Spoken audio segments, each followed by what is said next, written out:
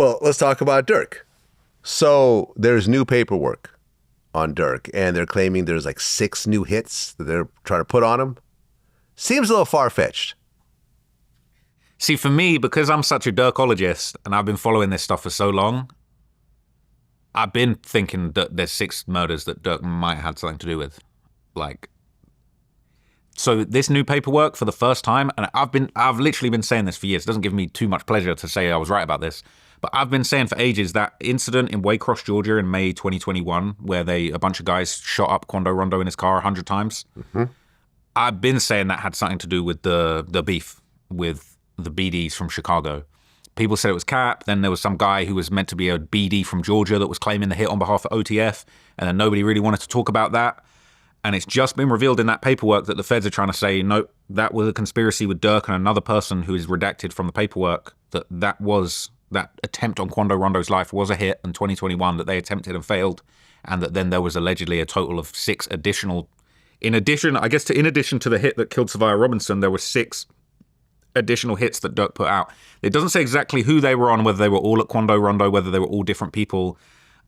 I could probably conjure up six different scenarios where stuff like this has gone down, and you know, it's possible that the feds are going to try and connect that to Durk. But to me, it's like, for the first time, I've been saying, yo, this is Quando Rondo gets shot at in 2021 100 times, and then it all just gets swept under the rug and no one ever talks about it again. But it's like, now it's in the paperwork. I'm like, yo, he's in a lot of trouble, because if it's taken 4 years for that to even get into the paperwork, but like the feds are on it and they probably got more behind the scenes, that there's a big section of that part in the paperwork that's redacted.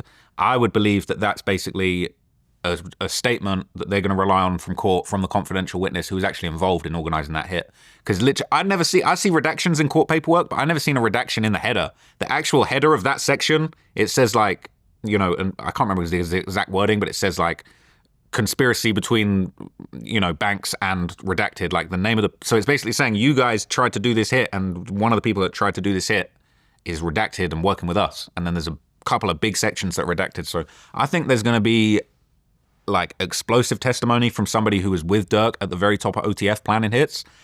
And I think there's going to be so much more that comes out. I mean, this Stephon Mack murder, I don't know how familiar you are with that, but there was another murder that happened and Durk's not been charged with it, but basically they brought it up at his bail hearing to basically say, we've got a potential other murder for hire scenario with Lil Durk's name attached to it, and this is why he shouldn't get bail. Now, I think, I don't know how the feds really work like that, but like, I wonder whether it's a case where it's like, look, we're not going to try and wrap up this other murder for hire in this because it's going to make it too complicated and harder for us to get him on. But it's like, I wouldn't be surprised if they bring those charges on Durk later on down the line and they try and put the Stephon Mack murder. There was a double murder also that took place in Chicago that was allegedly revenge for Durk's brothers D-Thang getting killed.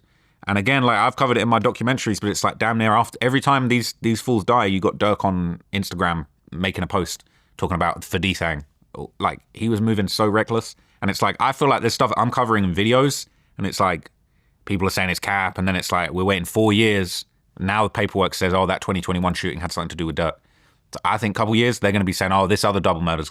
So they're saying, it's said in that paperwork, 6 additional hits are believed to have been made. And so, you know, I could do my best guess, but I believe it 100%. Well, yeah, look, I've interviewed Durk's lawyer, Drew Findling. Me and him are really cool, by the way. From what I understand, Durk's not mad at me anymore because he had to okay that interview, right? And I met his new manager. We exchanged numbers and so forth. What I've always said has been this. Durk will be okay unless one of the guys that's really been with him the whole time turns on him. If everyone pretty much stays quiet and a bunch of the new guys try to get out of jail free, he could potentially be okay because he has top-notch representation. Drew Findling is no joke. Drew told me, like, he got this woman off who, like, set her husband on fire.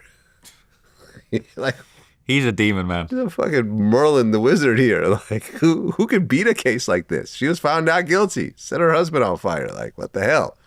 But does he ever talk about the cases he lost? Has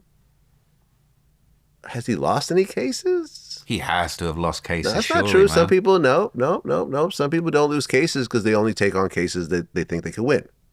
Okay, that makes sense. See what I'm saying? Doesn't mean that there's some supernatural power. It just means that we think this is winnable, or there's no way we could win this. So that's a good point. So the fact that he's taken this on for Durk is already a good sign. because he is bulletproof Possibly. lawyer, and he's saying, I got a chance at this. Because sure, you're right? If he really thought there ain't no chance, surely he wouldn't take it, or he would take the money.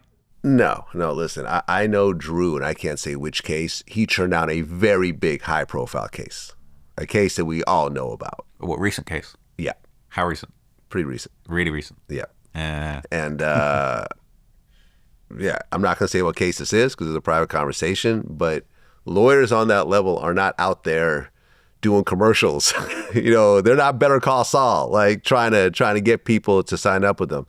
They are bombarded with people who want to hire them as a lawyer, and they decide who they're going to work with. There's no shortage of money for these guys.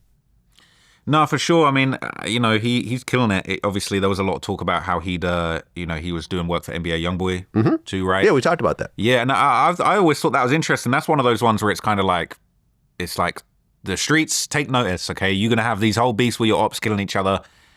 The lawyer will come through and represent both of you. Right. It's just like... And win both times. Exactly. So it's kind of like, this ain't worth it. Yeah.